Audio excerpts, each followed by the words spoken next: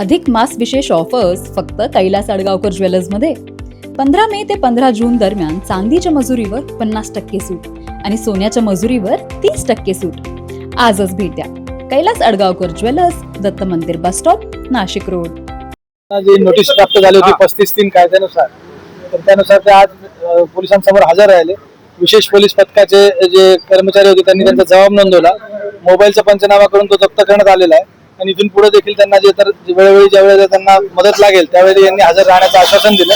त्यामुळे जे तर तपासात सहकार्य करण्याची भावना असल्याने त्यांनी जे तर यांना पुढच्या सोमवारी पुढील तपासासाठी बोलवलं.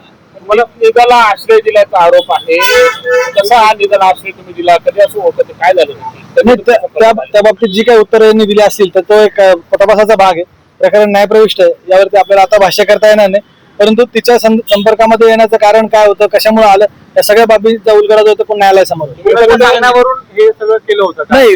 मदत करण्याचा नेमका हेतू काय नाही, होता? यांच्या जबाबामध्ये ज्या काही गोष्टी आलेल्या आहेत त्या जबाबानुसार एक नगरसेवक नात्याने त्यांना मागितलेली जी मदत होती ती त्यांनी ह्या प्रकरणा संदर्भात मदत मागितली असं नव्हतं. एक महिला आली आणि तिने महिलेचे घरचे आले आणि त्यांनी सांगितलं की आम्हाला एक 3-4 दिवसासाठी आसरा द्यावा. यांना या प्रकरणाची कोणत्याही प्रकारची माहिती नव्हती आणि त्यामुळे जे तर यांनी तिला एक नगरसेवक या नात्याने मदत केली. TCS सारखं इतकं गंभीर प्रकरण आहे आणि त्यामध्ये निदा खान नावाची एक आरोपी आहे, ती फरार आहे, इतकी देखील तुम्हाला माहिती नव्हती की आपण लोकप्रतिनिधी पण आहात? नाही, त्याच गोष्टीमध्ये जे तर यांना जे तर त्या प्रकरणाची माहिती असती तर निदा खान ही स्वतःहून सकत यांच्या समोर आली नव्हती. त्यामुळे यांना त्या प्रकरणाची माहिती असण्याचं किंवा या प्रकरणामध्ये ती आहे म्हणून त्यांना ठेवल्याचं अशा पद्धतीचे कुठलं पोलिसांनी परत बोलवलेलं आहे. पुढच्या सोमवारी त्यांना तपासासाठी बोलवलेलं आहे. पुढच्या सोमवारी देखील ते हजर होऊन तपासात सहकार्य करेल. सर हिंदी में सर क्या कहना चाहिए? क्या पुलिस वालों को हमारे तरफ से कुछ उनको तकलीफ नहीं रहेगी, हमने ये बताया उनको। क्या इसके बाद में भी हमको जो भी रहेगा अगले पीर के दिन बुलाए उन्होंने, हम अगले पीर के दिन और रहेंगे, ये बताया हमने उनको।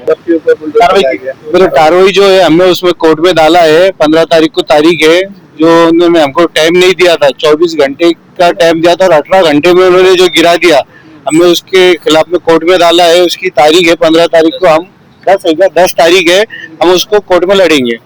NCN न्यूज साठी रोहन दानी, नाशिक.